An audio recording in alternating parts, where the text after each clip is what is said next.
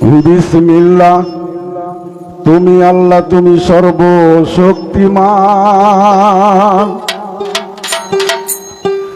নবী মুহাম্মদ প্রভু গো, তোমার রহমতেরি দান। কুলুবিল মুমিনিল আরশিল, আল্লাহ শুনি মুমিনের কলবে তোমার স্থান। দয়ার সাগর তুমি রহিম রহমান।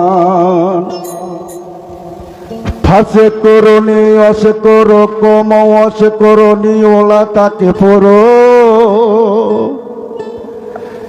যে তোমারে স্মরণ করে প্রভু গো,